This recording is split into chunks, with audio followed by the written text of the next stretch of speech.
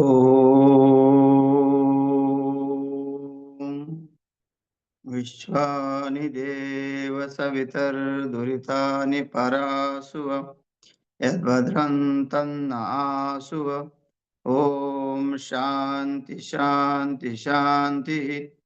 वसुदेवसुतं देवं कंसचाणूर्यमर्दनं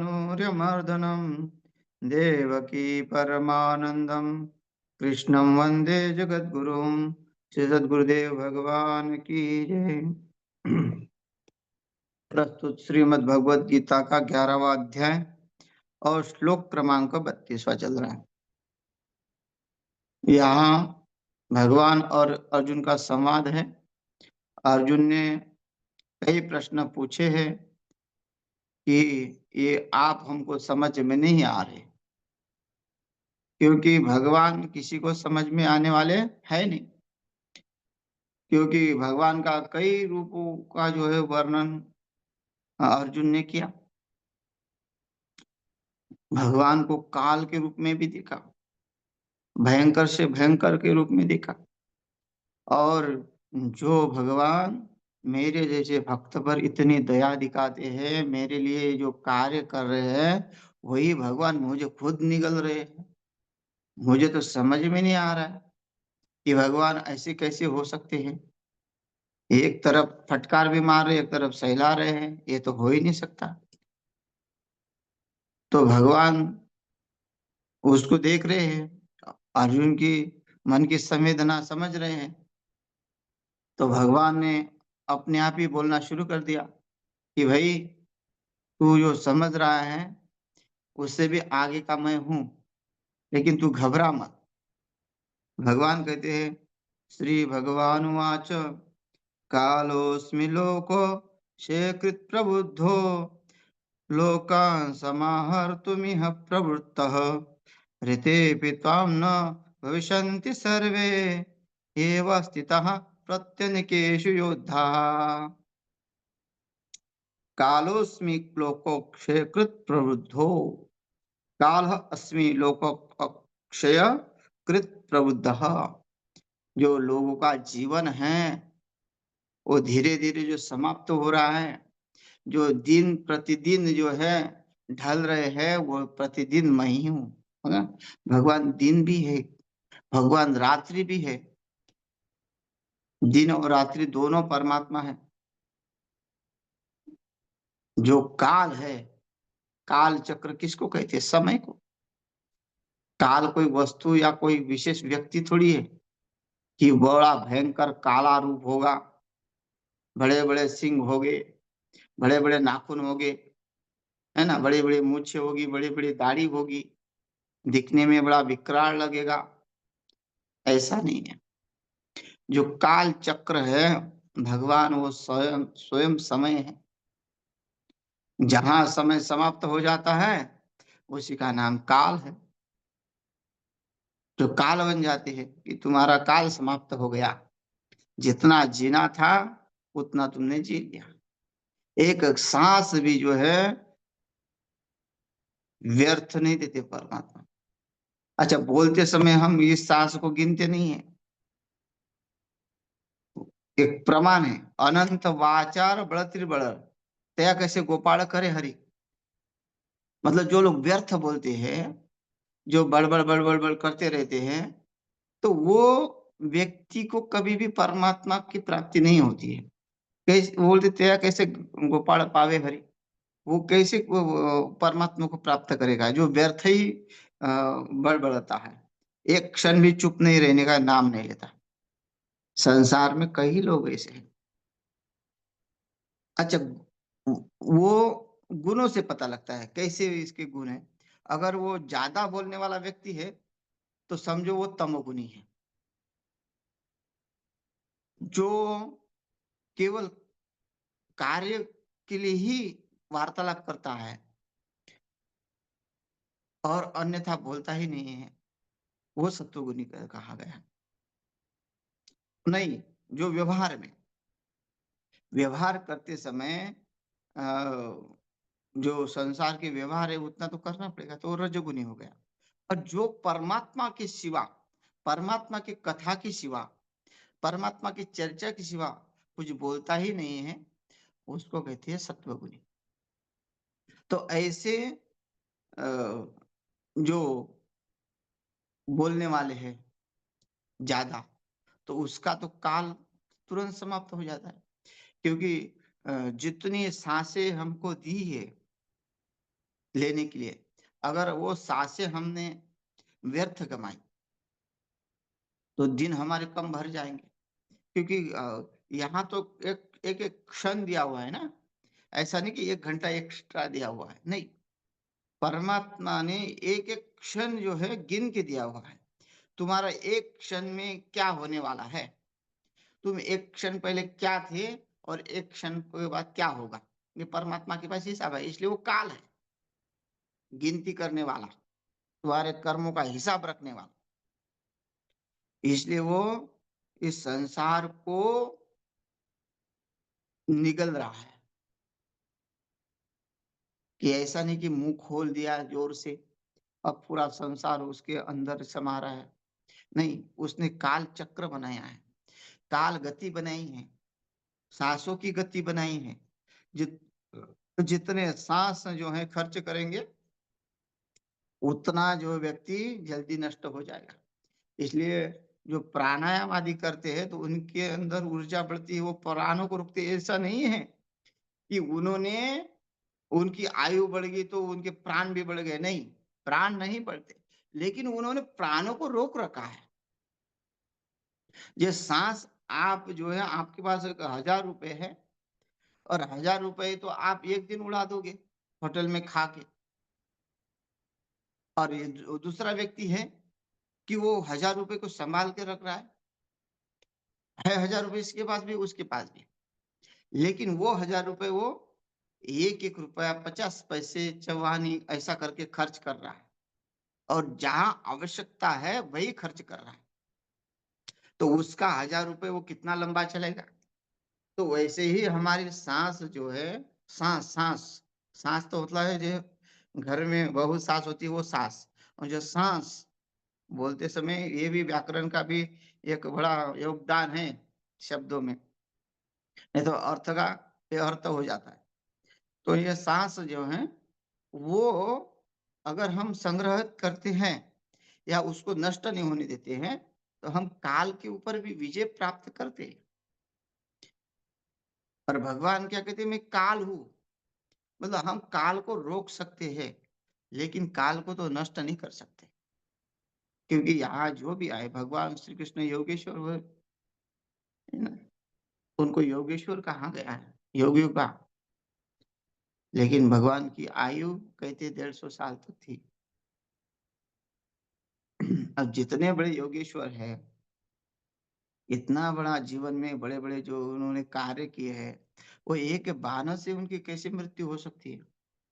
तो उन्होंने अपना काल भी निर्धारित किया हुआ है। इसलिए वो अवतारी पुरुष कहते हैं, अवतारी है कि वो केवल अवतार इसलिए लेते हैं कि जब वो जगत का कल्याण करना है, जगत की रक्षा करनी है, परित्राणाय साधूनां विनाशाय च दुष्कृताम्।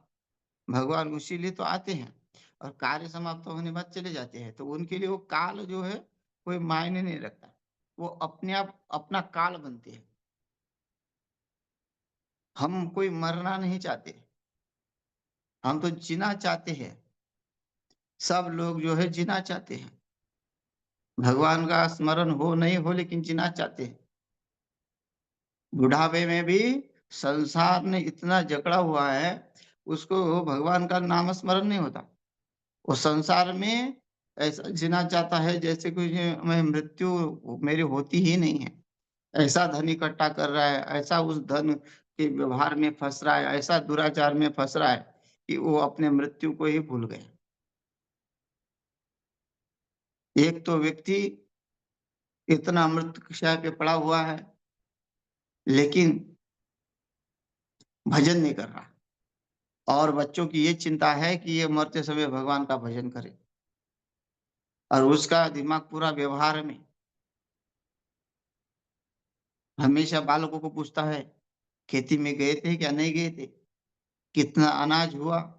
उसका कर्जा है, उसका ये है, तो ये सब व्यवहार मरते-मरते भी सिखा रहा है। और और अब ये तो था, बोलता था, लेकिन कई दिन के बाद उसकी ज़बान भी बंद हो गई, बोलना बंद हो गया। अब बच्चों ने कहा चलो इनके दिन समाप्त हो गए हैं, तो इनके रूम में भगवान की चारों ओर फ़ोटो लगा दी, श्री राम जी के। और बुड्ढे लोगों को तो पता है कहाँ रखते हैं, जहाँ सामान भरा हुआ है, मतलब जहाँ जगह व्यर्थ पड़ी हो, सामान रख के कुछ जगह बचती है ना, तो वो व्यर्थ समझते हैं, तो उसमें उसकी खाट लगाई। अब घर में सब जगह जो बीमार व्यक्ति पड़ा अच्छा नहीं लगता, तो जहाँ अपना राशन पानी सब कुछ रखते थे वहाँ लगाए। और बाबा जो है चुप, बोलता नहीं था, इशारा करता था। तो बाबा ने घंटी बजाई, क्योंकि ये बोल नहीं सकता तो घंटी बजाता कि बच्चे जो है सुन ले। घंटी बजाई उँगली से, और उँगली आगे कर के दिखा रहा है। तो बच्चे को लगा कि इनकी आँखों की नज़र थोड़ी कमज़ोर हो गई है, तो फ़ोटो थोड़ा नज़दीक लाए। तो और नज़दीक लाए सब फ़ोटो को, तो फिर भी उँगली उधर कर रहा है, पीछे। तो बच्चों को कुछ समझ में नहीं आ रहा है कि अंत काल में भगवान को देख भी रहे, दिखा भी रहे कि भगवान सामने है करके, और ये और क्या समझाना चाहते हैं। तो वो समझ नहीं पा रहे, तो इसने अपनी ज़ोर से ताकत लगाई और कहा, "अरे मूर्खों! वो चीनी की बोरी जो है कटी हुई है, चूहे ने काटा है, उसमें से चीनी गिर रही है, उसको ठीक करो।" तो देखो मरते समय उसको क्या क्या स्मरण हो रहा है, क्या दिख रहा है? कि जीवन भर व्यर्थ, व्यर्थ, व्यर्थ जो है बातें करता रहा, व्यर्थ जो है कार्य को इकट्ठा करता रहा, तो वो मृत्यु के क्षण में भी जो है वो व्यर्थ ही चिंता करता है। उसने देखा, बच्चों ने माथे पे हाथ दिया दिया दिया, ये सुधरने वाला नहीं है। उसको अपने अवस्था में रख दिया। तो ऐसे व्यक्ति के लिए जो है काल जो है बहुत तेजी से बढ़ता है, क्योंकि वो व्यर्थ ही अपने परिश्रम को करते हैं। तो यह कहते हैं, कालोस्मि लोको क्षयकृत प्रबुद्धो, मैं वो जो लोगों का क्षय करता हूँ, समय का, मैं ही करने वाला हूँ। लोकान् समाहर्तुमिह प्रवृत्तः, इन लोगों को नष्ट करने के लिए ही प्रवृत्त हुआ हूँ। अब क्या-क्या बोल रहे हैं कि जो योद्धा है, अर्जुन के दिमाग पे जो जोर था, गुरून् हत्वा महानुभावा, है ना? गुरुओं को मार के मैं कहाँ सुख भोगूँगा। ऐसा युद्ध तो मैं चाहता ही नहीं हूँ कि इतना लोगों को नष्ट करके मैं सुख भोगूँ। अरे! सुख भोगने के लिए कम से कम आपकी प्रशंसा करने वाले लोग जीवित तो होने चाहिए अपने। तुमने बहुत धन कमाया, लेकिन तुम्हारे अड़ोस-पड़ोस में कोई नहीं रहता। तुम्हारे सगे-संबंधी तुमसे दूर हो गए, तो तुम किस बात की खुशी मनाओगे? अर्जुन का प्रश्न भी था ठीक, कि ये सब राज्य जीत के भी मैं क्या करूँगा? क्योंकि मेरे पास कोई अपना नहीं रहेगा। तो ये जो भगवान वो समझ रहे हैं, और अर्जुन के दिमाग में जो कचरा भरा हुआ है, उसको भी दूर करना है। पहले भी कहा था कि तू इनको मारेगा, आत्मा नैनम विन्दन्ति शस्त्राणि नैनम दहति पावका, न चैनम क्लेदन्ति आपनो शोषयति मारुतः। बोलते हैं, ये जो दिख रहा है, ये कभी ऐसा नहीं समझना कि नहीं मरेंगे, ये मरेंगे। और जो तू समझता है मरने वाला है, वो शरीर है, और आत्मा तो कभी मरता नहीं है, आत्मा तो हमेशा रहता है। तो ऐसा उपदेश तो दिया था। लेकिन अब यहाँ कह रहे, उसको फिर भी जोर था ना, क्योंकि उसको ये हम था कि अब मुझे मारना है। भगवान ने कहा भी था, हाँ, तो आप आपसे स्वर्ग जित्वा बक्षिष्यामि, इनको मारेगा तो तुझे स्वर्ग मिलेगा। और तू मर जाएगा तुझे स्वर्ग मिलेगा, मारेगा तो इनको तुम्हें धरती का राज्य मिलेगा। ये सब कहने के बाद अर्जुन का अहंकार तो बढ़ गया। अहंकार बढ़ गया कि मैं मारूंगा तो ऐसा होगा। तो ये अहंकार लेके जो चल रहा है, तो भगवान ने उसके मनोगत को जानते हुए कहा कि ये जो भी दिख रहे हैं ना, ये इनका सबका मैं काल हूं। तू ये मत समझना कि तू मार रहा है, तू इनको नष्ट कर रहा है। तेरे कारण ही यहाँ युद्ध में लोग खड़े हुए हैं, तेरे युद्ध कौशल को दिखने के लिए। तू सोचता होगा द्रोणाचार्य ने मुझे ऐसा वरदान दिया है, शंभुनाथ ने मुझे इतने बाण दिए हैं, और केवल इन लोगों को नष्ट करने के लिए। ये सब बाण बाण में मैं ही हूँ, वरदान भी मैं ही हूँ, और उनका काल भी मैं ही हूँ। तो यह कहते हैं लोकान, इन लोगों को समाहर्तुम, नष्ट करने के लिए इकट्ठा ही। ऐसा नहीं कि एक एक को मारूंगा, सबको इकट्ठा मारूंगा। फिर तो अर्जुन की खोपड़ी और गर्म हो गई, क्योंकि कहते हैं कि देखो, ये जो रूप देखा हमने, जो विश्व रूप का जो है हमने निवेदन किया था, वो तो बड़ा भयंकर है। तो ये तो हमको ही नहीं छोड़ रहा, क्योंकि उसमें तो अब तो मेरे भाई भी खड़े हुए हैं युद्ध में। तो ये सब जो है मारे जाएंगे, ये तो काल तो निकल रहा है। कहते हैं कि मैं एक को भी नहीं छोड़ूंगा। अरे भाई, भगवान ने कहा है तो भगवान की प्रतिज्ञा है ना। तो भगवान ने जब कहा है कि व्यर्थ तो बोल नहीं रहे परमात्मा कि मैं सबका काल हूँ और सबको मैं निगलूंगा, सबको खाने वाला हूँ। जब आप व्यक्ति कोई सोचेगा, सुनेगा, तो कैसा लगेगा? और मेरे सामने ऐसी बातें कर रहे हो, मैं तुझे नहीं छोड़ूंगा, तो कैसा लगेगा? तो अर्जुन के मन में इतना भय निर्माण हो रहा है, अब क्या होगा, ये तो हमको भी नहीं छोड़ने वाले। भगवान अंदर के अंदर मुस्कुराते हैं, कहते हैं कि अरे, इतना चिंता दूर मत हो। और तुमको नहीं मारूंगा, मारूंगा मतलब तुम के ऊपर, तुम्हारे ऊपर मेरा प्रभाव नहीं पड़ता। भक्तों के ऊपर भगवान जो काल का प्रभाव नहीं पड़ता। भक्त तो इच्छाधारी होते हैं। जितने भी भक्त हैं, वो तिथियों को देख के ही जाते हैं, चाहे किसी भी अवस्था में पड़े हो। एकादशी हो, ऐसी ऐसी स्थिति में जाते हैं कि वो, इसलिए तो कहते हैं साधु वह वह मरनी और शूर वड़कावा रनी। शूर की जो शूरता जो है रन में दिखाई देती है, कि वो किस तरह मरा, युद्ध करते करते किस तरह उसने दुश्मनों को घायल करके कितने लोगों को मार के मरा। तब उसका शौर्य, तब समझ में आता है कि ये योद्धा है। और साधु, जब उसकी मृत्यु होती है, वो किस तरह मरता है, तब उसको पता चलता है कि हाँ, ये साधु है। तो भगवान कहते हैं कि भक्त जो होते हैं ना, भक्त तो काल के अधीन नहीं होते, काल उनके अधीन होता है। इसलिए भीष्म पितामह देखो, भीष्म पितामह ने अपनी मृत्यु तय कर रखी है। उनके पिता ने, शंतनु ने उनको वरदान दे रखा है कि बेटा, तूने जो मेरे लिए त्याग किया है, जा, जब चाहेगा तब तेरी मृत्यु होगी। देखो, पिता का आशीर्वाद मिल गया, और भीष्म पितामह मृत्युंजय हो गए, और मृत्यु को भी अपनी इच्छा से प्राप्त करेंगे। और जैसे दक्षिणायन चल रहा है, और अनगणित बाण लगे हुए हैं भीष्म पितामह के शरीर में, लेकिन फिर भी जो है उन्होंने अपना शरीर का त्याग नहीं किया। जब उत्तरायण हो गया, भगवान सम्मुख आ गए।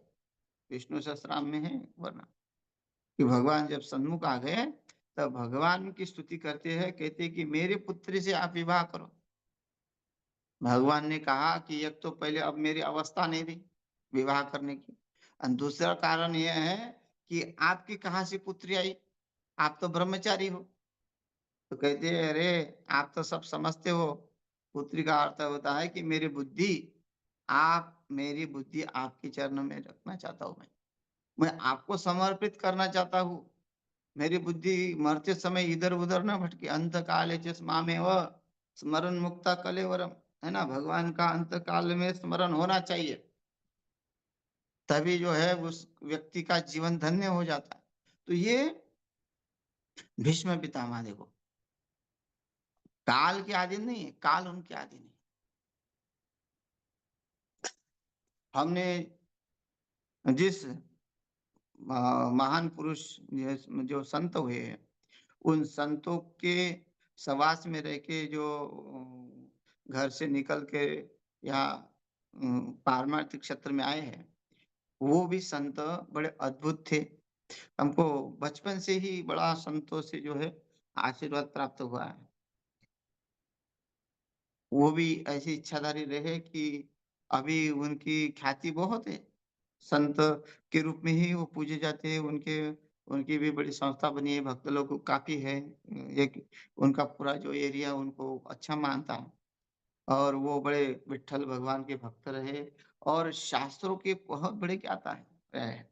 उन्होंने 30-40 जो ग्रंथ लिखे, वो भी बिना मूल्य और चौपाईबद्ध, चौपाई से युक्त लिखे हुए जितने भी पुराण थे संस्कृत में, उन्होंने पूरे हिंदी जो अपने चौपाई युक्त लिखे हुए हैं। और अमृतानुभव जैसे ग्रंथों के ऊपर टीका की। तो ये और काफी उनके जीवन में संघर्ष रहा। वो भी बाल्यावस्था में ही गुरुकुल में चले गए थे, और ऐसी अवस्था में पढ़ के अपने अवस्था को प्राप्त हुए। तो भगवत चिंतन में रहे, और उनका उनका नियम था कि आषाढ़ एकादशी जो थी, विट्ठल भगवान की जो है, बड़ा वहाँ पंढरपुर में मेला भरता है, और उसी मेले में सब लोग वहाँ सांप्रदायिक है, वारकरी संप्रदाय है महाराष्ट्र में, तो उस संप्रदाय से जुड़े हुए थे। तो उन्होंने हर हर वर्ष में एक 7 सप्ताह दिन के लिए पंढरपुर में जाना है, सत्संग करना है। और वहाँ जो है सत्संग ही चलते हैं, जगह जगह पे सत्संग चलते हैं, और उनके जो स्थान पे लोग अन्य लोगों के भी सत्संग रखने हैं। लेकिन उस समय जो है उनको उनकी उम्र कम से कम 90 के करीब थी। तो उन्होंने कहा कि एकादशी का दिन है, और आषाढ़ एकादशी का दिन, और उस समय उस पंढरपुर में कम से कम 20-30 लाख लोग संख्या रहती है। यात्रा यात्रा पूरे महाराष्ट्र से, कर्नाटक से लोग आते हैं, आंध्रा से लोग आते हैं, जो वहाँ वहाँ विट्ठल भगवान को जो लोग मानते हैं उस साइड में, दक्षिण साइड में, वो सब लोग आते हैं। तो ऐसी जगह पे उन्होंने अपने को कहा कि अब मैं जा रहा हूँ, और पूछा कि ज्ञानेश्वर महाराज की जो पालकी होती है वो पंढरपुर में आई है क्या। जैसे ही उन्होंने कहा कि वे आई है, प्रवेश किया है, किसी ने कहा, उनके जो शिष्यों ने कि हाँ महाराज जी, ज्ञानेश्वर महाराज तो पंढरपुर में पहुंच गए। उसी समय उन्होंने जो है अपने शरीर को ऐसा अवस्था में सिद्ध आसन में बैठाकर और अपने प्राण त्याग दिए। तो देखो, उन्होंने इच्छा मृत्यु की। मैं कहने का तात्पर्य ये है कि काल उनके अधीन है। जब वो चाहेंगे, जिस समय चाहेंगे, उस समय वो प्राण छोड़ सकते हैं। तो ऐसे कई संत महात्माओं ने समाधि है जो ली है, जो सिद्ध महापुरुष हुए हैं, वो अपने अनुसार काल को बनाए।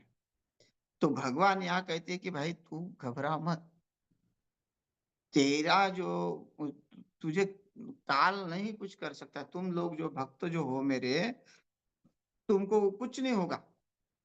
लेकिन ये जो दुष्ट लोग हैं, उन्होंने अपने जीवन के ऊपर ध्यान नहीं दिया है, उनका काल बन जाता है उन्हें। कैसे किसी किसी तो अपमृत्यु जो होती है ना,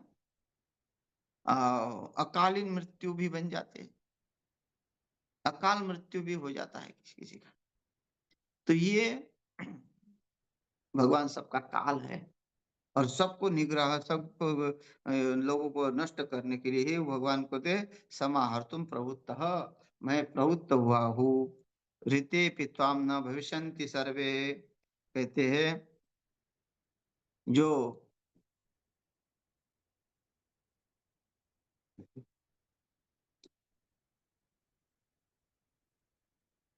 प्रतिपक्षों की मतलब जो सेना में है, ऋते मतलब तुम्हारे बिना, ऋते त्वम न भविष्यन्ति सर्वे, तुम्हारे बिना भी, ऋते का मतलब बिना, तेरे बिना, त्वम मतलब तेरे बिना, तेरे बिना सब जितने भी है वो नहीं रहेंगे। ऋते त्वम न भविष्यन्ति सर्वे एव स्थिता प्रत्यनीकेषु योधाः, जो जो प्रतिपक्षों में सेना में स्थित योद्धा लोग हैं वे सब ही तेरे बिना ही नष्ट हो जाएंगे। जो तूने मारने का अहंकार लिया है वो तू काल नहीं, उनका काल मैं हूँ। इसलिए ऋते त्वाम न भविष्यन्ति सर्वे, तुम्हारे बिना ही वो मर जाएंगे, तुम्हारे बिना ही समाप्त हो जाएंगे।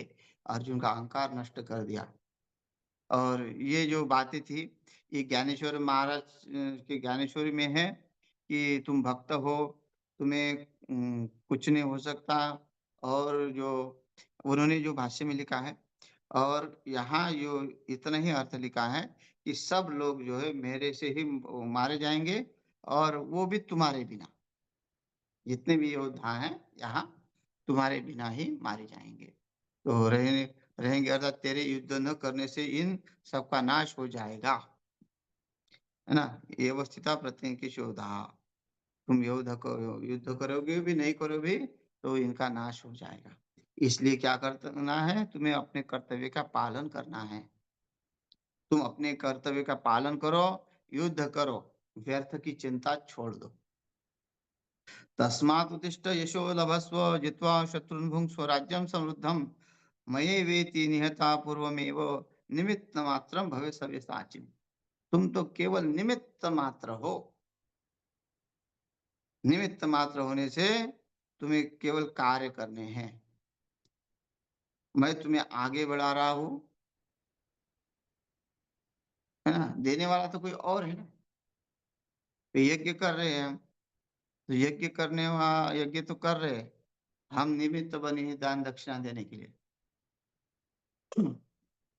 क्योंकि वो परमात्मा ने हमको दिया है। हम खुद बोलते हैं, अच्छा हम कबूल भी करते हैं सब परमात्मा की देन है, क्योंकि हम देखते हैं जब हमारे पास धन आता है तो उनकी कृपा के बिना नहीं है, आता है। तो वो जो कार्य होता है हमको निमित्त बनाता है परमात्मा। अच्छा जो अधिकारी होता है वो इसको निमित्त बनाता है। अहिरु गैरु नत्य खेरु को जो है वो अधिकारी नहीं बनाता, निमित्त नहीं बनाता। अर्जुन अधिकारी है, इसलिए उसको निमित्त बनाया है सबको का नाश करने के लिए, है ना। कि कोई महापुरुष होते हैं वो निमित्त बनते हैं धर्म कार्य के लिए। वो अपने आप के ऊपर नहीं रहते कि मेरे से धर्म कार्य हो रहे हैं, मैं बड़े-बड़े जो कार्य कर रहा हूँ, मैं सप्ताह कर रहा हूँ, हाँ, यज्ञ कर रहा हूँ, मैं मेरे से दान पुण्य हो रहा है, नहीं। उसको पता है कि मैं क्या करूँ, लोग दे रहे तो मैं कर रहा हूँ। तो ये है कि वो निमित्त बनता है और परमात्मा उसको निमित्त बनाते हैं। तो इस श्लोक के ऊपर चर्चा कल करते हैं। अभी यही समाप्त करते हैं। हरि ओम तत्सत।